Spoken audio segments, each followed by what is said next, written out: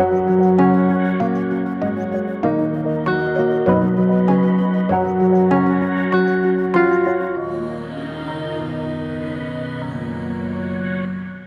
പേര് നീതു മോഹനൻ. ഞാൻ പത്തനംതിട്ടയിൽ നിന്ന് വരുന്നു. ആദ്യം തന്നെ എൻ്റെ മാതാവിനും എൻ്റെ ഈശോയ്ക്കും 1000 നന്ദി. ഞാനിവിടെ ഉടമ്പടി എടുക്കാനുള്ള സാഹചര്യം, ഞാൻ സ്റ്റാഫ് നേഴ്സായിട്ട് നാട്ടിൽ വർക്ക് ചെയ്യുമായിരുന്നു. ഞാൻ ഉടമ്പടി എടുത്തത് 30/3/2024 അപ്പം ഉടമ്പടി എടുക്കാനുണ്ടായ സാഹചര്യം, ഒരു വർഷമായിട്ട് എനിക്ക് ബ്രീത്തിങ് പ്രോബ്ലം ഉണ്ടായിരുന്നു. അതായത് ശ്വാസം മുട്ടലായിട്ടല്ല, ഭയങ്കര സഫോക്കേഷൻ, ഇടയ്ക്കെല്ലാം അങ്ങ് ബ്രീത്ത് ശരിയല്ലാതായിട്ട് തോന്നിയിട്ടുണ്ട്. അങ്ങനെ ഒരു വർഷം ഞാൻ പല ഹോസ്പിറ്റലിൽ പല ഡോക്ടേഴ്സിനെ ഇതിൻ്റെ ട്രീറ്റ്മെൻറ്റിനായിട്ട് പോയി കണ്ടു. ഞങ്ങളുടെ ഹോസ്പിറ്റലിൽ തന്നെ നമുക്ക് ബ്രീത്തിങ് പ്രോബ്ലം നോർമലി വരുന്നത് ഹാർട്ടിന് എന്തെങ്കിലും ഇഷ്യൂ ഉണ്ടെങ്കിലോ അല്ലെങ്കിൽ നമ്മുടെ ലങ്സിന് എന്തെങ്കിലും പ്രോബ്ലം ഉണ്ടെങ്കിലോ ഒക്കെയാണ്. ആദ്യം സത്യം പറഞ്ഞാൽ എനിക്ക് ഈ അസിഡിറ്റി ഉള്ളതുകൊണ്ട് ഞാൻ ആദ്യം ഗ്യാസ്ട്രോയെ പോയി കണ്ടത്. അപ്പോൾ ആദ്യമായിട്ട് ഈ ഡ്യൂട്ടി ചെയ്യുന്ന സമയത്താണ് ഈ ബ്രീത്തിങ് പ്രോബ്ലം ഉണ്ടാകുന്നത്. അങ്ങനെ ആ ഡ്യൂട്ടി ടൈമിൽ പോയി ഞാൻ ഡോക്ടറിനെ കണ്ടു. അപ്പോൾ അവർ പറഞ്ഞു, നിൻ്റെ അസിഡിറ്റി കൂടിയിട്ടുണ്ടാവും, അതുകൊണ്ടാവും നിനക്ക് ആ ഒരു സഫോക്കേഷൻ തോന്നുന്നത്. അപ്പോൾ അവരുടെ സൈഡിൽ നിന്നുള്ള മരുന്നും കാര്യങ്ങളും തന്നു. അങ്ങനെ ആദ്യം ഞാൻ 1-2 ആഴ്ച അത് കഴിച്ചിട്ട് എനിക്ക് ഒരു കുറവും ഉണ്ടായിട്ടില്ല. പിന്നെ എൻ്റെ കൂടെ വർക്ക് ചെയ്യുന്ന വർക്കേഴ്സ് അവരെന്നോട് പറഞ്ഞു, എടി ബ്രീത്തിങ് പ്രോബ്ലം ഒക്കെ വരുവാണെങ്കിൽ അത് ലങ്സിന് എന്തെങ്കിലും ഇഷ്യൂ അല്ലെങ്കിൽ നമ്മുടെ ഹാർട്ടിന് എന്തെങ്കിലും ഇഷ്യൂ ഉള്ള കേസുകളല്ലേ വരുന്നത്, നീ ഒരു കാർഡിയോളജിസ്റ്റിനെ അല്ലെങ്കിൽ പൾമണോളജിസ്റ്റിനെ കൊണ്ടുവന്ന് കാണിക്കാൻ പറഞ്ഞു. ഞങ്ങളുടെ ഹോസ്പിറ്റലിൽ തന്നെ ഞാൻ കാർഡിയോളജിസ്റ്റിനെ കാണിച്ചു, പൾമണോളജിസ്റ്റിനെ കാണിച്ചു, ഗ്യാസ്ട്രോയിനെ കാണിച്ചു. ഇവരെല്ലാം കുറേ ബ്ലഡ് ടെസ്റ്റും x-ray, ECG, PFT, echo, endoscopy, ഇങ്ങനെ ഒത്തിരി ബ്ലഡ് ടെസ്റ്റും കാര്യങ്ങളും ഇതുപോലെയുള്ള കുറേ ടെസ്റ്റുകളൊക്കെ ചെയ്തു. ഇവർ തന്ന മരുന്നുകളെല്ലാം ഞാൻ കൃത്യമായിട്ട് കഴിച്ചു. ശരിക്കും പറഞ്ഞാൽ ഒരു വർഷത്തിനടുത്ത് ഞാനിങ്ങനെ കഴിച്ചു. അപ്പം ഈ മരുന്ന് വാങ്ങിക്കാനായിട്ട് തൊട്ടടുത്ത ഫാർമസിയിലാണ് ഞാൻ പോകുന്നത്, ഞങ്ങളുടെ അടുത്ത്. അപ്പോൾ അവിടുത്തെ ചേച്ചിമാർ തന്നെ എന്നോട് ചോദിച്ചിട്ടുണ്ട്, എൻ്റെ കുഞ്ഞ് നീ എന്തിനാ ഇത്രയും മരുന്ന് കഴിക്കുന്നത്, നിൻ്റെ കിഡ്നി പോകത്തില്ലേ നീ ഇത്രയും മരുന്ന് കഴിച്ചാലെന്ന്. ലാസ്റ്റ് ഞാൻ അവിടുത്തെ മരുന്ന് നിർത്തി ആയുർവേദം നോക്കാമെന്ന് വെച്ച് പോയി. ആയുർവേദത്തിൻ്റെ അവിടെ ചെന്ന് അവർ കുറച്ച് ലേഹ്യവും അരിഷ്ടവും ഇതൊക്കെ തന്നു. അപ്പോൾ അത് അവർ പറയുന്ന രീതിയിൽ ഞാൻ കഴിച്ചു, ഭക്ഷണത്തിലൊക്കെ ക്രമമൊക്കെ വരുത്തി കഴിച്ചു. പക്ഷേ ഇതെല്ലാം ചെയ്തിട്ടും എനിക്കൊരു ബുദ്ധിമുട്ടും ഇല്ല. നമുക്ക് ശ്വാസം നേരെ എടുക്കാൻ കഴിഞ്ഞില്ലേ ജീവിതം ഭയങ്കര എന്താ പറയുന്നത്, നരകിച്ച് ജീവിക്കുന്നതിന് തുല്യമാണ്. അതായത് ഒരു വർഷം ഞാൻ ആ ഒരു ബുദ്ധിമുട്ടും കൊണ്ട് നടന്നു. വീട്ടിൽ പറയുമ്പം അവർ പറയും, മോനെ നീ മരുന്ന് കഴിക്കുക, നീ പ്രാർത്ഥിക്കുക, നമുക്ക് എല്ലാം ശരിയാവും, നീ മരുന്ന് കഴിക്കുമെന്ന് പറഞ്ഞു. മരുന്ന് കഴിച്ചിട്ടൊന്നും എനിക്കൊരു വ്യത്യാസവും തോന്നിയില്ല. ലാസ്റ്റ് എല്ലാവരും ഫൈനലി പോകുന്നത് മെഡിക്കൽ കോളേജിലോട്ടാണല്ലോ. അമ്മ പറഞ്ഞു, എന്തായാലും നമുക്ക് മെഡിക്കൽ കോളേജിൽ പോയി ഒന്ന് കാണിക്കാം. അങ്ങനെ ഞങ്ങൾ മെഡിക്കൽ കോളേജിൽ പോയി ഗ്യാസ്ട്രോയിനെ കാണിച്ചു. പോയപ്പോൾ ഈ റിപ്പോർട്ടും കാര്യങ്ങളെല്ലാം ആയിട്ടാണ് പോയത്. അവർ നേരെ കണ്ടിട്ട് റിപ്പോർട്ടിലൊന്നും വലിയ പ്രശ്നം കാണുന്നില്ല, നിനക്ക് ആ അസിഡിറ്റിയുടെ കൂടുതലും കൊണ്ടാവാം നിനക്ക് ഈ ബ്രീത്തിങ് ഇഷ്യൂ വരുന്നതെന്ന് അവർ പറഞ്ഞു. അവർ മെഡിസിൻ തന്ന് എന്നെ വിട്ടു. എനിക്ക് ഭയങ്കര സങ്കടമായിപ്പോയി. ഫൈനലി നമ്മൾ എത്തുന്ന ഒരു മെഡിക്കൽ കോളേജാണല്ലോ, എന്നിട്ട് പോലും അവിടെ കറക്റ്റായിട്ട് ഒരു ട്രീറ്റ്മെൻറ്റ് കിട്ടുന്നില്ലെന്ന് കണ്ടപ്പം ഭയങ്കര സങ്കടമായിപ്പോയി. ഞാൻ അവിടെ വെളിയിൽ കിടന്ന് ദേഷ്യപ്പെട്ടിട്ട് ഞങ്ങൾ തിരിച്ച് സങ്കടത്തോടെ തന്നെ ഞാൻ മെഡിക്കൽ കോളേജിൻ്റെ പടി ഇറങ്ങി തിരിച്ചു വരുന്ന വഴിക്ക് ഒരു ചേച്ചി എൻ്റെ നേർക്ക് വന്ന് ഈ കൃപാസനത്തിലെ പത്രം തന്നു. അന്നാണ് ആദ്യമായിട്ട് ഞാൻ കൃപാസനം എന്ന് അങ്ങനെ ആദ്യമായിട്ട് ഞാൻ അറിയുന്നത്. അപ്പോൾ ഈ കൃപാസനം ഒന്ന് വായിച്ചു, മാതാവിൻ്റെ ഒരു രൂപവും കണ്ടു. അപ്പോൾ ഞാൻ തമാശയ്ക്ക് എൻ്റെ അച്ഛനോടും അമ്മയോടും ഞാൻ പറഞ്ഞു, നിങ്ങളെ ആർക്കും മാതാവിന് വേണ്ട, എൻ്റെ മതി മാതാവിന്. അത് ആ ചേച്ചി എൻ്റെ കയ്യിൽ കൃത്യമായിട്ട് ഈ പത്രം കൊണ്ട് എത്തിച്ചെന്ന് പറഞ്ഞു. അങ്ങനെ പറഞ്ഞ് ഞാൻ പിന്നെ ആ പത്രം നോക്കാനോ വായിക്കാനോ ഒന്നിനും പോയിട്ടുണ്ടായിരുന്നില്ല.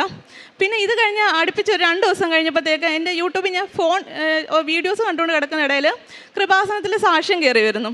ഒരു സാക്ഷ്യം കണ്ടു, വലിയ കാര്യമാക്കിയില്ല. പിന്നെ ഞാനത് നോക്കാൻ പോയില്ല. പിന്നെ ഇത് എന്നും ഡെയിലി ഡ്യൂട്ടിക്ക് ബുദ്ധിമുട്ടും കൊണ്ടാണ് പോകുന്നത്. പക്ഷേ നമ്മുടെ ജീവിതം കടന്നു പോകണ്ടേ, വീട്ടിലെ കാര്യങ്ങളെല്ലാം കടന്നു കൊണ്ടുകൊണ്ട് ജോലി ഉപേക്ഷിക്കാനും പറ്റത്തില്ല. അങ്ങനെ ജോലിക്ക് പോകുന്നതിൻ്റെ ഇടയ്ക്ക് വൈകുന്നേരം നൈറ്റ് ഡ്യൂട്ടിക്ക് പോവാം. അപ്പം പുറയുന്ന ഒരു ചേച്ചി എന്നെ കൊട്ടി വിളിച്ചിട്ട് പറഞ്ഞു, ഒരു പത്രം തന്നു. ഞാൻ സങ്കടത്തോടെ പോകുന്നു, നോക്കിയപ്പം കൃപാസനത്തിലെ പത്രം. അപ്പോൾ ആ ചേച്ചി ഞാൻ ഇറങ്ങുന്ന ഹോസ്പിറ്റലിൻ്റെ സ്റ്റോപ്പിൽ ഇറങ്ങി. ഞാൻ ചേച്ചിയോട് ചോദിച്ചു, ചേച്ചി ഇതെന്തുവാ കൃപാസനം, ഇത് റിപ്പീറ്റായിട്ട് എനിക്ക് കൃപാസനം എന്നുള്ള ഒരു ഇതാണല്ലോ വരുന്നത്, അപ്പോൾ അതെന്തുവന്ന് ഞാൻ ആ ചേച്ചിയോട് ചോദിച്ചു. അപ്പോൾ ചേച്ചിയാണ് എനിക്ക് പറഞ്ഞു തന്നെ, ഇവിടെ കലവൂരിലെ മാതാവിൻ്റെ ഒരു പള്ളിയാണ്, അവിടെ ഭയങ്കര അത്ഭുതങ്ങളൊക്കെ നടക്കുന്നുണ്ട്, ക്യാൻസർ പോലെയുള്ള രോഗങ്ങൾക്കൊക്കെ ഒത്തിരി സൗഖ്യമൊക്കെ സംഭവിക്കുന്നുണ്ട്. ഞാൻ അപ്പോൾ എൻ്റെ ബുദ്ധിമുട്ടും കാര്യങ്ങളെല്ലാം ചേച്ചിയോട് പറഞ്ഞു. അപ്പം ചേച്ചി പറഞ്ഞു, ഞാൻ ഉടമ്പടി എടുത്തിട്ടുണ്ട്, നീ എന്തായാലും ധൈര്യമായിട്ട് നീ അവിടെ പള്ളിയിൽ അവിടെ പോയിട്ട് ഉടമ്പടി എടുക്കുക, ഇത്രയും അസുഖങ്ങളൊക്കെ ഭേദമാക്കുന്ന മാതാവിൻ്റെ നിൻ്റെ കാര്യം എളുപ്പം മാറ്റാൻ കഴിയുന്നതല്ല, നീ ടെൻഷൻ ആകണ്ട. ആ ചേച്ചി എനിക്കൊരു വിശ്വാസം തന്നെ. എന്നിട്ട് ചേച്ചി എൻ്റെ നമ്പർ വാങ്ങിച്ച് ഇവിടുത്തെ പ്രാർത്ഥനകൾ ഇവിടുത്തെ സാക്ഷ്യങ്ങളെല്ലാം എനിക്ക് വാട്സപ്പ് വഴി ചെയ്യുമായിരുന്നു. അപ്പോൾ ചേച്ചി എന്നോട് ആ ഉടമ്പടിക്കാരെയൊക്കെ എങ്ങനെയാണെന്നിങ്ങനെ പറഞ്ഞു തന്നിട്ടുണ്ടായിരുന്നു. അപ്പോൾ ഞാൻ ആദ്യം ഒരു പേപ്പറിൽ, എനിക്കറിയത്തില്ലല്ലോ, ഞാൻ ആദ്യമായിട്ട് ഞാൻ എന്ത് ചെയ്തു, ഒരു പേപ്പറിൽ 6 നിയോഗങ്ങൾ എഴുതി വെച്ചിട്ട് ആ പത്രപേപ്പറത്തിൽ കണ്ട മാതാവിൻ്റെ അടുത്ത്, എനിക്ക് വേറെ എൻ്റെ കയ്യിലൊന്നുമില്ല, ഞാനൊരു ഹിന്ദുവാണ്, അത് വെച്ച് എനിക്കറിയാവുന്ന രീതിയിലൊക്കെ ഞാൻ പ്രാർത്ഥിച്ചു. പിന്നെ ചേച്ചി എന്ന് സാക്ഷ്യം അയച്ചു തരും. പിന്നെ ഞാൻ യൂട്യൂബിൽ കയറി സാക്ഷ്യം കേൾക്കാൻ തുടങ്ങി. അപ്പോൾ എനിക്ക് ഭയങ്കര വിശ്വാസമായിപ്പോയി, ഇത്രയും അത്ഭുതങ്ങൾ നടക്കുന്നിടത്ത് എനിക്ക് എന്തുകൊണ്ട് അത്ഭുതം സംഭവിച്ചുകൂടാന്നായിപ്പോയി. അങ്ങനെ ലാസ്റ്റ് ഞാൻ ആ ചേച്ചിയെ സത്യം പറഞ്ഞാൽ ശല്യപ്പെടുത്തുന്ന പോലെ ഞാൻ വിളിക്കും. കാരണം ചേച്ചി എന്നാ പോകുന്നത് ചേച്ചി, കാരണം ഞാൻ പത്തനംതിട്ടയിൽ എനിക്ക് ഇങ്ങി വരെ വരിക എന്ന് വെച്ചാൽ അത്ര പോസിബിളല്ല. ഒരു ദിവസത്തെ പോക്കുവരവാണ്. പൊടി കുഞ്ഞുണ്ട്, അപ്പോൾ അവൾക്ക് അന്ന് 1.5 വയസ്സ് 2 വയസ്സേ ഉള്ളൂ. അപ്പം പാടായിരുന്നു ഇപ്പോൾ പോക്ക് വരെ. അപ്പോൾ എനിക്ക് വഴി അറിയത്തില്ല. അപ്പോൾ ഒരു ദിവസം ഞാൻ അമ്മയോട് വീട്ടിലിങ്ങനെ അതുപോലെ ഞാൻ കുറേ ആയപ്പോൾ എനിക്ക് മനസ്സിലായി നമുക്ക് ഓൺലൈൻ ഉടമ്പടി എടുക്കാമെന്ന്. പക്ഷെ ഓൺലൈൻ ഉടമ്പടി എടുക്കാൻ നോക്കിയിട്ട് സൈറ്റിലൊന്നും കയറാൻ പറ്റുന്നില്ല. അപ്പോൾ എനിക്ക് ഒരു ബോധ്യം, ദൈവമേ മാതാവ് എന്നെ ഡയറക്റ്റ് കാണാനായിരിക്കും ആഗ്രഹിക്കുന്നത്, അപ്പം ഞാൻ ഡയറക്റ്റ് പോകുന്നതായിരിക്കും നല്ലതെന്ന് വെച്ചു.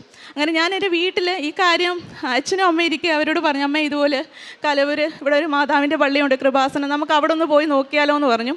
ആദ്യമൊന്നും വീട്ടിൽ ആർക്കും സമ്മതം ഉണ്ടായിരുന്നില്ല. അവർ പറഞ്ഞു, മോനെ നീ മരുന്ന് കഴിക്കുക, മാതാവില്ലേ എവിടെ ഇരുന്ന് പ്രാർത്ഥിച്ചാലും ദൈവം കേൾക്കുമല്ലോ, നീ പ്രാർത്ഥിക്ക്, നിനക്ക് മാറും, നീ പ്രാർത്ഥിക്ക്. നമുക്കല്ലേ അറിയത്തുള്ളൂ. 1 വർഷമായിട്ട് ശ്വാസം നേരെ ജോയി എടുക്കാൻ പറ്റാതെ ഡ്യൂട്ടിയും ചെയ്ത് നേരെ ജോയി ഉറക്കം പോലും 1 വർഷമായിട്ട് പോയിരിക്കുക.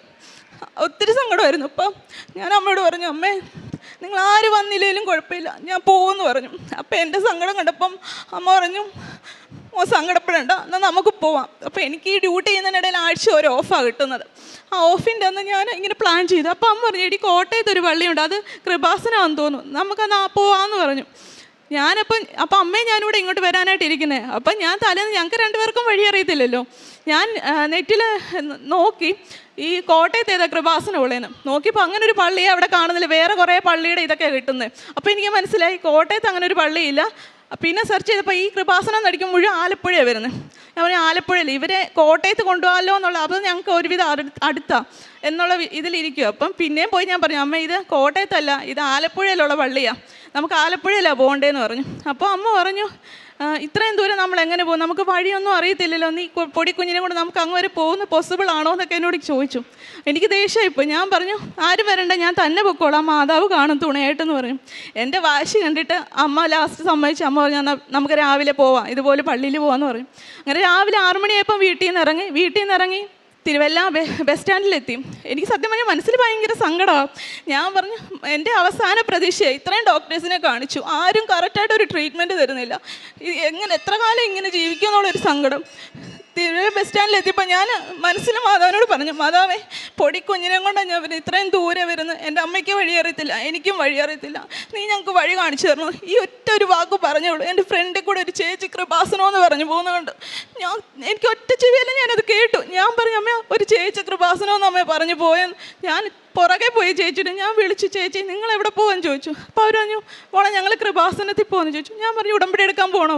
പറഞ്ഞു, ഉടമ്പടി എടുക്കാൻ പോവല്ല, ഞങ്ങൾ ആദ്യമായിട്ട് പോവാണെന്ന് പറഞ്ഞു. അപ്പോൾ ഞാൻ പറഞ്ഞു, ഞാനും ആദ്യമായിട്ട് പോകണം, എനിക്ക് വഴി അറിയത്തില്ല, ഞങ്ങളിവിടെ വരട്ടെ എന്ന് പറഞ്ഞു. അപ്പോൾ ഞാൻ എന്നാ വന്നോളൂ എന്ന് പറഞ്ഞു. ഞങ്ങൾ ബസ്സിൽ കയറിയപ്പം ഒരു 5 മിനിറ്റായി കാണും, ഒരമ്മ കയറി വന്നു. ഒരു 55 വയസ്സുണ്ട്, 55-60 വയസ്സുണ്ടാകത്തുള്ളൂ. അമ്മ വന്നിട്ട് ഡയറക്റ്റ് ഒരു പരിചയമില്ലാത്ത ഞങ്ങളോട് ചോദിക്കുക, നിങ്ങൾ കൃപാസനത്തിൽ പോവാണോ, ഉടമ്പടി എടുക്കാൻ പോവാണോ എന്ന്. അപ്പോൾ അവർ പറഞ്ഞു, ഇല്ല ഞങ്ങൾ ഉടമ്പടി എടുക്കാനല്ല പോകുന്നത്, പക്ഷേ കൃപാസനത്തിലാണ് പോകുന്നത്. എന്നിട്ട് അവർ വീണ്ടും റിപ്പീറ്റ് പറയുക, അതായത് ഞാൻ വരുന്ന ദിവസം എന്ന് വെച്ചാൽ ദുഃഖവെള്ളി കഴിഞ്ഞ് ശനിയാഴ്ചയാണ് വരുന്നത് 2024. അവർ പറയാ, ദുഃഖവെള്ളി ദുഃഖശനിയൊക്കെ ആയതുകൊണ്ട് ഇന്ന് ഉടമ്പടിയും ധ്യാനം ഒന്നുമില്ല, എന്തായാലും നിങ്ങൾ വന്നതല്ലേ, മടങ്ങി പോകണ്ട, മാതാവിനെ പോയി കണ്ട് പ്രാർത്ഥിച്ചിട്ട് തിരിച്ചു പൊക്കോളാൻ പറഞ്ഞ് അവരങ്ങ് പോയി. ഒരു പരിചയമില്ലാത്ത ആളാണ്. എനിക്ക് അപ്പോഴും ഓർത്തതേമേ ഇതാരും ഇങ്ങനെ വന്ന് പറയാം, നമുക്കൊരു പരിചയമില്ല, അവർക്കും പരിചയമില്ല, എനിക്കും പരിചയമില്ല. എന്നിട്ട് ഭയങ്കര സങ്കടമായി. ഇവിടെ വന്നപ്പം ഭയങ്കര സങ്കടം. ഒന്ന് സന്തോഷമുണ്ട്, കാരണം മാതാവിനെ കാണാൻ പറ്റിയല്ലോ. പിന്നെ സങ്കടം എന്ന് വെച്ചാൽ ഉടമ്പടിയില്ല, ഞാൻ എല്ലാത്തിലും പ്രിപ്പയർഡായിട്ട് വന്നേ ഉടമ്പടി എടുക്കണമെന്നുള്ളത്. ഇവിടെ വന്ന് ആദ്യം ഞാൻ ഇവിടെ വന്ന് പ്രാർത്ഥിച്ചു, മാതാവിനോട് പറഞ്ഞു, എനിക്ക് നീയെങ്കിലും എന്നെ കൈവെടിയല്ലേ എന്നുള്ള രീതിയിൽ ഞാൻ പ്രാർത്ഥിച്ചു. ഇവിടെ വന്ന് നോക്കിയപ്പോൾ നമ്മുടെ മാതാവിന് ഇവിടെ ഓരോ ബോർഡൊക്കെ വായിച്ച് അവിടെ ഉപ്പല്ല മണ്ണെടുക്കുന്ന ഇത് കണ്ടു. ഞാൻ ആ മണ്ണെടുക്കാൻ പോയി. അപ്പോൾ എൻ്റെ അമ്മ പറഞ്ഞു, എടി അവിടെ എഴുതി വെച്ചിട്ടുണ്ട്, ഉടമ്പടി എടുത്തവരെ, ഉടമ്പടി പുതുക്കാൻ വന്നവരെ വേണം മണ്ണെടുക്കാമെന്ന്. എനിക്കത് കേട്ടപ്പോൾ ഭയങ്കര സങ്കടവും ദേഷ്യമായി പോയി. കാരണം ഞാൻ ഉടമ്പടി എടുക്കാൻ വന്നു, പക്ഷേ ഇന്ന് ഉടമ്പടി ഇല്ല. അതുപോലെ തന്നെ മണ്ണെടുക്കാനുള്ള ഒരു യോഗ്യത പോലും എനിക്കില്ലേ മാതാവേ എന്ന് ഞാൻ ഇവിടെ വന്ന് ചോദിച്ചു. പൊട്ടിക്കറി ഞാൻ എടുത്തിട്ട് ഞാൻ പറഞ്ഞു, അമ്മ മാതാവിനറിയാം, ഞാനിവിടെ എടുത്തത് മാതാവിനറിയാം, ഞാൻ ഉടമ്പടി എടുക്കാനായിട്ട് വന്നതാണ്. അതുമൊക്കെ മാതാവിനെ അറിയാം. അപ്പം മാതാവ് എന്നോട് അങ്ങ് ക്ഷമിച്ചോളൂ എന്ന് പറഞ്ഞു. ആ മണ്ണെടുത്ത് ഇവിടെ വന്ന് ഇരുന്ന് ഭയങ്കരമായിട്ട് കരഞ്ഞ് പ്രാർത്ഥിച്ചു. ഒരു 1-2 മിനിറ്റ് കഴിഞ്ഞപ്പോഴത്തേക്ക് കൗണ്ടറെ വിളിച്ചു പറയാ ഉടമ്പടി എടുക്കാൻ വന്നവർ കൗണ്ടർ 2 വരുവാന്ന്. അതായത് 2-3 ദിവസമായിട്ട് ഇവിടെ ഇല്ല, ഉടമ്പടി ഇല്ല, ധ്യാനവും ഇല്ല. അങ്ങനെ ഇടുന്നിടത്ത് ഉടമ്പടി എടുക്കാൻ വന്നവർ കൗണ്ടർ 2 വരും. അപ്പം തന്നെ എനിക്ക് വിശ്വാസമായി, കാരണം മാതാവ് എന്നെ കണ്ടിട്ടുണ്ടെന്ന്. പിന്നെ ഉടമ്പടി ക്ലാസ്സൊക്കെ അറ്റൻഡ് ചെയ്ത് ഉടമ്പടി എടുത്തു. അപ്പോൾ എനിക്ക് ഇൻഹേലർ ഒരു ഡോക്ടർ അഡ്വൈസ് ചെയ്യുന്നത് അത് എടുക്കുന്നുണ്ടായിരുന്നു. അപ്പം ഞാൻ എന്നും അത് എടുത്തില്ല. ഒരു 2 ദിവസം കഴിയുമ്പോൾ എനിക്കൊരു ബുദ്ധിമുട്ട് ഫീലാവും. പക്ഷെ അന്ന് വന്ന ദിവസം ഞാൻ ആ ഇൻഹേലർ ഉടമ്പടി നമുക്ക് കിട്ടുന്ന ഉടമ്പടിയുടെ കൂടെ കിട്ടുന്ന ആ തൈലം അതിൻ്റെ കൂടെ ഒരു ബോക്സിലാണ് വെച്ചിരിക്കുന്നത്. ആ ഇൻഹേലറും അതിൻ്റെ കൂടെ വെച്ചു. എന്നിട്ട് ഞാൻ മാതാവിനോട് പ്രാർത്ഥിച്ച ഒരു കാര്യമാണ്, മാതാവേ ഇനി ഈ ഇൻഹേലർ എൻ്റെ കൈ തൊടിക്കാൻ നീ അനുവദിക്കല്ലേ എന്ന് മാത്രം പ്രാർത്ഥിച്ചു. പിറ്റേ ദിവസം തന്നെ ഞാൻ പത്രം കൊടുത്തു തുടങ്ങി. 3-4 ദിവസം പത്രം കൊടുത്തു കഴിഞ്ഞപ്പോഴത്തേക്ക് എൻ്റെ മനസ്സിൽ ഞാൻ പറയും, മാതാവേ ഇത് മറ്റുള്ളവരുടെ അനുഭവം പറഞ്ഞാണല്ലോ ഞാൻ ഈ പത്രം കൊടുക്കുന്നത്, എനിക്കൊരു അനുഭവം തന്നുകൂടെ? എനിക്ക് മറ്റുള്ളവരിൽ പത്രം എത്തിക്കുമ്പം എൻ്റെ കാര്യം പറഞ്ഞ് വേണം എനിക്ക് പത്രം എത്തിക്കാമെന്ന് പറഞ്ഞു. ഒരു 8-9 ദിവസമായപ്പോൾ എനിക്കറിയത്തില്ല, പെട്ടെന്നുണ്ടായ മാറ്റം, എനിക്ക് ആ ഒരു സഫോക്കേഷൻ മാറി തുടങ്ങി. പിന്നെ ആ ഒരു ബുദ്ധിമുട്ട് പിന്നെ ഇപ്പം ഞാൻ 1 വർഷം 1.5 വർഷം ആവുന്നു, ഇതുവരെ ആ ഇൻഹേലർ എടുക്കേണ്ടേ വന്നിട്ടില്ല. ആ സഫോക്കേഷൻ എന്നിൽ നിന്ന് പൂർണ്ണമായിട്ട് മാതാവ് മാറ്റിത്തന്നു. പിന്നെ ഈ ബുദ്ധിമുട്ട് കാരണം ഞാൻ വെളിയിലോട്ട് ജോലി നോക്കാഞ്ഞ കാര്യം ഈ ബുദ്ധിമുട്ട് കാരണം എന്തെങ്കിലും പറ്റിപ്പോന്നുള്ള പേടിയായിരുന്നു. എൻ്റെ അമ്മയും അച്ഛനും അറിയാവുന്നവരെല്ലാം എന്നോട് വന്ന് ചോദിക്കും, പിള്ളേരെ നിങ്ങളെ BSc നഴ്സിംഗ് പഠിപ്പിച്ചിട്ട് നാട്ടിലെ ഇത്രയും കിട്ടുന്ന സാലറിക്ക് നിങ്ങൾക്ക് എന്തോ ആകാനാണ്, നിങ്ങൾ വെളിയിൽ പോയാൽ നിങ്ങളുടെ കുടുംബം രക്ഷപ്പെടത്തില്ലേ എന്നൊക്കെ വന്ന് ചോദിക്കും. അപ്പം ഞാൻ പറയും, നോക്കുന്നുണ്ട് ആൻറ്റി, അല്ല നോക്കുന്നുണ്ട് അങ്ങളെ എന്നൊക്കെ പറഞ്ഞു വിടും. ശരിക്കും പറഞ്ഞാൽ നോക്കിയിട്ടില്ല, കാരണം ഈ ബുദ്ധിമുട്ട് കാരണം പേടിയാണ് പോകാൻ. അങ്ങനെ ലാസ്റ്റ് ഞാൻ ഇതുപോലെ ഈ നിയോഗം വെച്ചിട്ടുണ്ടായിരുന്നു എൻ്റെ ജോലിയുടെ കാര്യം. അപ്പോൾ പെട്ടെന്ന് എൻ്റെ സിസ്റ്ററെ വിളിച്ചു. അവൾ ബഹ്റിനിൽ അവൾ സെറ്റിൽഡാണ്. അപ്പോൾ അവൾ എന്നെ വിളിച്ചിട്ട് പറഞ്ഞു, എടി ഇതുപോലെ ബഹ്റിൻ ഡിഫൻസിൻ്റെ ഇൻ്റർവ്യൂ വരുന്നുണ്ട്, നീ അറ്റൻഡ് ചെയ്യുക, അപ്പോൾ നമ്മൾ ഫാമിലി എല്ലാം ഒരുമിച്ച് നിൽക്കാമല്ലോ എന്നുള്ളൊരു രീതിയിൽ അവൾ എന്നോട് പറഞ്ഞു. അങ്ങനെ ഞാൻ അവൾ പറഞ്ഞ പ്രകാരം ഞാൻ ഇൻ്റർവ്യൂ അറ്റൻഡ് ചെയ്യാനായിട്ടിരുന്നു. ഇൻ്റർവ്യൂ അറ്റൻഡ് ചെയ്യുന്നതിന് മുന്നേ ഞാൻ ഇവിടെ വന്ന് മാതാവിനെ കണ്ടിട്ട് ഇതിൻ്റെ പഠിക്കക്കൂടെയാണ് ഞാൻ ഇൻ്റർവ്യൂ അറ്റൻഡ് ചെയ്യാൻ പോയത്. അപ്പോൾ ഞാൻ മാതാവിനോട് പറഞ്ഞു, മാതാവേ ഇത് കിട്ടുവാണെങ്കിൽ ഞാൻ ആദ്യം നിന്നോടെ ഈ റിസൾട്ട് വന്ന് പറയത്തുള്ളൂ, ഇൻ്റർവ്യൂ നീ എൻ്റെ കൂടെ ഉണ്ടാകണമെന്ന് പറഞ്ഞു. ഇൻ്റർവ്യൂ അറ്റൻഡ് ചെയ്യാൻ പോയി. ഇൻ്റർവ്യൂ അറ്റൻഡ് ചെയ്യാൻ ചെന്നിടത്ത് എവിടെ പോയാലും എൻ്റെ കൂടെ പത്രവും കാണും, ഉപ്പും കാണും, തേനും കാണും. പോകുന്നിടത്ത് ഇൻ്റർവ്യൂവിന് പോയെടുത്ത് അവിടെ എല്ലാ പിള്ളേർക്കും പത്രവും കൊടുത്തു. പിന്നെ അവരോട് പറഞ്ഞു മാതാവിൻ്റെ കാര്യങ്ങൾ, എന്നിലുണ്ടായ അത്ഭുതങ്ങളൊക്കെ ഞാൻ പറഞ്ഞു. പിന്നെ ആ ഇൻ്റർവ്യൂവിൻ്റെ റിസൾട്ട് വരുന്നത് ഒരു 7 ദിവസം കഴിഞ്ഞാണ്. അപ്പം ഞാൻ പിന്നെ ഓർത്ത് കുറച്ച് ദിവസം എല്ലാം പള്ളിയിൽ പോയിട്ട് നമുക്കൊന്ന് പോയേക്കാന്ന് വെച്ച് ഞാൻ പള്ളിയിൽ പോരാനായിട്ട് ഇറങ്ങിയപ്പം വരുന്ന വഴിക്ക് ഫോണിലോട്ട് മെസ്സേജ് വരുവാണ്, യു ആർ സെലക്റ്റഡ് എന്ന് പറഞ്ഞ്. ഞാൻ പറഞ്ഞിരുന്ന മാതാവേ ഫസ്റ്റ് ഇതിൻ്റെ ഇൻ്റർവ്യൂ റിസൾട്ട് ഞാൻ നിന്നോടേ പറയത്തുള്ളൂ എന്ന് പറഞ്ഞേ. അങ്ങനെ ഞാൻ വീട്ടിലാരെയും വിളിച്ചില്ല. ബസ്സിൽ ഇരുന്നപ്പോഴേ ഈ മെസ്സേജ് വന്നാൽ ഡയറക്റ്റ് ഇവിടെ വന്നു, മാതാവിനോട് എൻ്റെ ഇൻ്റർവ്യൂവിൻ്റെ കാര്യം പാസ്സായെന്ന് പറഞ്ഞു. ഈ പോകുന്നതിന് നമ്മളൊരു മിഡിൽ ക്ലാസ് ഫാമിലിയാണ്. അപ്പോൾ പോകുന്നതിന് ഒരു 4-5 ലക്ഷം രൂപ നമുക്ക് മുടക്കുണ്ട്. അപ്പം നമ്മളെല്ലാം ഒന്ന് അറേഞ്ച് ചെയ്ത് ഇത്രയും പൈസ ഉണ്ടെന്നുള്ള രീതിയിലാണ് നമ്മൾ സെറ്റാക്കിയിട്ടാണല്ലോ നമ്മൾ എന്തെങ്കിലും ഇൻ്റർവ്യൂ പോലും അറ്റൻഡ് ചെയ്യുന്നത്. അപ്പോൾ ഞാനിങ്ങനെ ലോണിന് വേണ്ടി അപേക്ഷിച്ചിട്ടുണ്ടായിരുന്നു. അത് എൻ്റെ കഷ്ടകാലത്തിന് ഒരിടയ്ക്ക് ഒരു മുടക്ക് വന്നു, കിട്ടത്തില്ല എന്നൊരു ഇത് വന്നു. അപ്പോൾ ഈ പ്രോസസ്സിങ് സ്റ്റാർട്ട് ചെയ്യുന്നതിന് മുമ്പ് ഞാൻ കേരള യൂണിവേഴ്സിറ്റിയിൽ പഠിച്ചുകൊണ്ട് അവിടുത്തെ ഒരു പേപ്പർ നമ്മുടെ ബഹ്റിൻ ഡിഫൻസ് എത്തിയാലേ ഇതിൻ്റെ പ്രോസസ്സിങ് സ്റ്റാർട്ട് ആകത്തുള്ളൂ. അപ്പോൾ ഏജൻസിക്കാർ പറഞ്ഞു ഒരാഴ്ചക്കുള്ളിൽ ഈ പേപ്പർ കിട്ടും, അത് കഴിയുമ്പോൾ നമുക്ക് പ്രോസസ്സിങ് സ്റ്റാർട്ട് ആകുമെന്ന് പറഞ്ഞു. എൻ്റെ ഒരാഴ്ച കഴിഞ്ഞിട്ട് ഈ പേപ്പർ കിട്ടുന്നില്ല. എനിക്ക് ഭയങ്കര സങ്കടമായിപ്പോയി.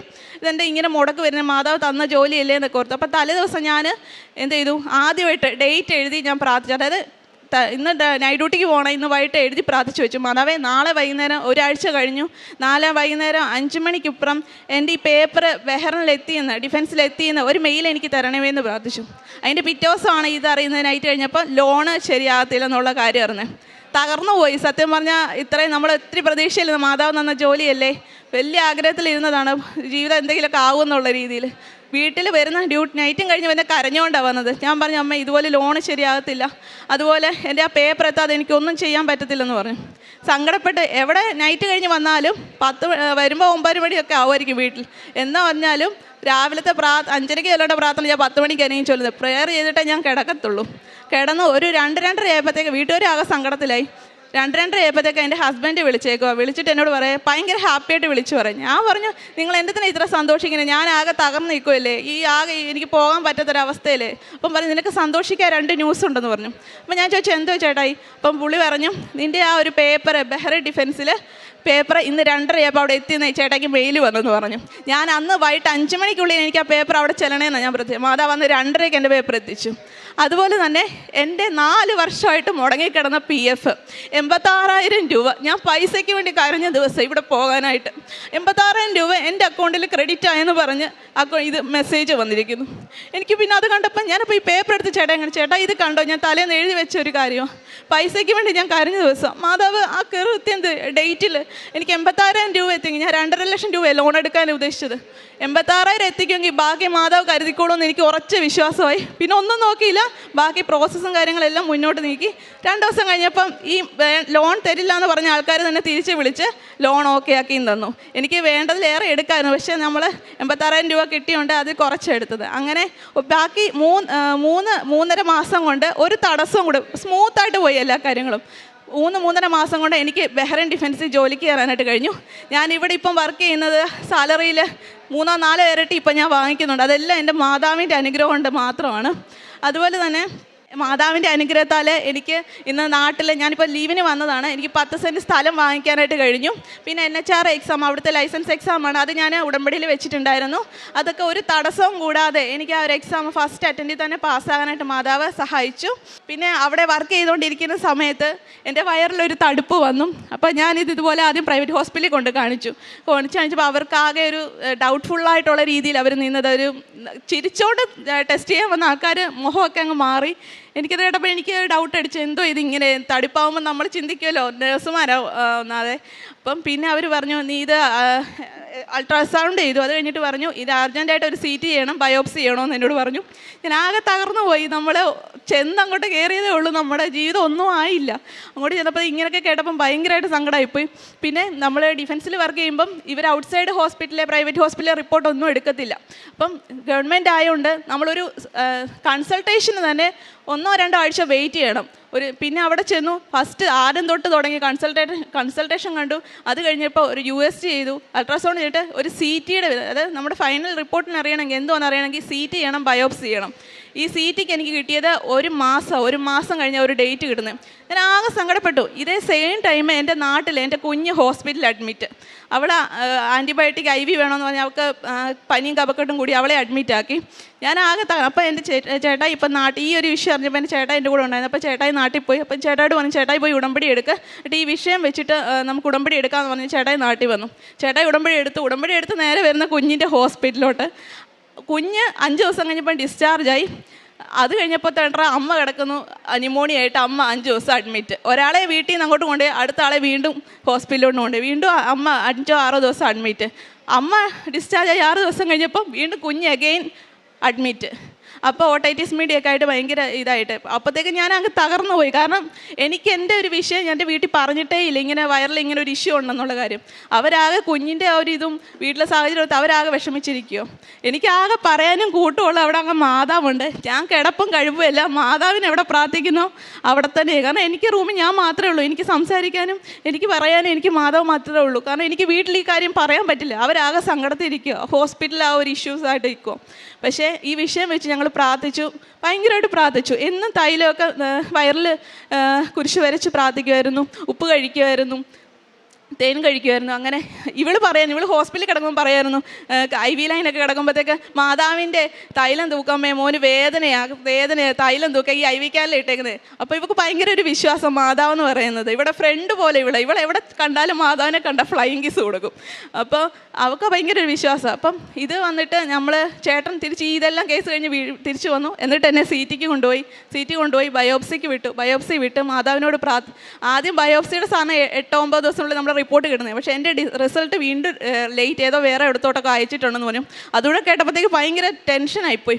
അപ്പോഴത്തേക്ക് ഞാൻ ആകെ വീട്ടിൽ കാര്യം പറഞ്ഞു, ഇങ്ങനെയൊക്കെ ഇഷ്യൂസ് ഉണ്ടെന്ന് പറഞ്ഞു. അപ്പം വീട്ടുകാർക്കും ഭയങ്കര സങ്കടം. അങ്ങനെ മാതാവിൻ്റെ അനുഗ്രഹത്താൽ ആ റിസൾട്ട് നോർമലാക്കി തന്നു. ഒരു കുഴപ്പമില്ല, അതൊരു ചെറിയൊരു ഇതാണ്, പേടിക്കേണ്ട ക്യാൻസർ. ഞാൻ പ്രാർത്ഥിച്ച മാതാവേ, ഒരു ഓങ്കോളജിയോ ഒരു കീമോയോ അങ്ങനെ എടുക്കേണ്ട ഒരു അവസ്ഥ മാതാവേ നീ വരുത്തല്ലേന്ന്. കാരണം നമ്മൾ കാണുന്നതാണ് ഓങ്കോ പേഷ്യൻ്റെയൊക്കെ ഇഷ്ടംപോലെ പേഷ്യനെ കാണുന്നത്. കാരണം അവർ നരയിക്കുന്ന ഞാൻ കണ്ടിട്ടുള്ളത്. അപ്പം നമ്മൾ ഒന്നും ആയില്ലേ ജീവിതം. അപ്പം അങ്ങനെ മാതാവിൻ്റെ അനുഗ്രഹത്താൽ ആ ഒരു ഇത് സോൾവായി കിട്ടി. പ്രേക്ഷിത പ്രവർത്തനങ്ങളെന്ന് പറഞ്ഞാൽ ഞാൻ ആദ്യം ഇവിടെ ഇത്രയും ദൂരമെന്ന് പറഞ്ഞിട്ട് ഞാൻ ഒരു മാസത്തിലൊരിക്കലൊക്കെ വരവ് നടക്കത്തുള്ള വിചാരിച്ച് ഞാൻ ആഴ്ചയിൽ വരുമായിരുന്നു. ആഴ്ചയിൽ വരും, പത്രം വായിച്ചുകൊണ്ട് പോകും. എല്ലാ ആഴ്ചയിലും വരും. ഒരു ഓഫ് കിട്ടി ആ ഓഫിന് ഇവിടെ ഞാൻ കാണും. അങ്ങനെ പത്രം പോകുന്ന വഴിക്ക് മുഴുവൻ കൊടുക്കും. ഓട്ടോ സ്റ്റാൻഡിലും ബസ് സ്റ്റാൻഡിലും പ്രൈവറ്റ് ഹോസ്പിറ്റലും അതുപോലെ ഗവൺമെൻറ് ഹോസ്പിറ്റലും പിന്നെ വഴി കാണുന്ന അമ്മമാർക്കൊക്കെ സങ്കടം തോന്നിട്ടുണ്ട്. അവർക്ക് ഫുഡിന് വേണ്ടി അവിടെ കൈ നീട്ടും. ഞാൻ അവർക്ക് ഫുഡ് വാങ്ങിച്ചു കൊടുക്കായിരുന്നു. ഞങ്ങളുടെ അവിടുത്തെ ഒരു വൃദ്ധസാധനമുണ്ട്, അവിടെ 10-42 അപ്പൂപ്പനും അമ്മമാരുണ്ട്. അവരെ പോയി കാണും. ഇടയ്ക്കൊക്കെ അവർക്ക് ഭക്ഷണം, ഒരു നേരത്തെ ഭക്ഷണം ഞാൻ എത്തിച്ചു കൊടുക്കുമായിരുന്നു. പിന്നെ ഞാൻ ബഹറിനിൽ പോയി കഴിഞ്ഞിട്ട് ഇവിടെ എനിക്ക് ചേട്ടായി പത്രമൊക്കെ കൊണ്ട് തന്നായിരുന്നു. അവിടെയെന്ന് വെച്ചാൽ നമുക്ക് ഇതുപോലെയുള്ള ഏരിയ അല്ലല്ലോ. അവിടെ മാളുകൾ, ലുലു മാളും അവിടുത്തെ മാളുകളിൽ വെളിയിൽ ഞാൻ വെയിറ്റ് ചെയ്യും. അതായത് ഇവർ പർച്ചേസിങ്ങിന് പോയി കഴിഞ്ഞാൽ അവിടെ കൊടുത്തു കഴിഞ്ഞാൽ അവർ കളഞ്ഞാൽ എന്ത് ചെയ്യുമെന്ന് വെച്ചാൽ പർച്ചേസിങ് കഴിഞ്ഞ് വരുമ്പം വരുന്ന ആൾക്കാർക്ക് ഈ കാര്യങ്ങളും പറഞ്ഞു കൊടുക്കും. അങ്ങനെ പത്രങ്ങളൊക്കെ കൊടുക്കുമായിരുന്നു. പിന്നെ ഷെയർ ചെയ്യുമായിരുന്നു ഇവിടുത്തെ കൃപാസനത്തിലെ ധ്യാനവും പിന്നെ അതുപോലെ സാക്ഷ്യങ്ങൾ ഒത്തിരി ഷെയർ ചെയ്യുമായിരുന്നു വാട്സപ്പിലും ഫേസ്ബുക്കിലായിട്ടൊക്കെ. ഇത്രയൊക്കെ അനുഗ്രഹിച്ചതിന് മാതാവിന് ഈശോയ്ക്ക് 1000 നന്ദി.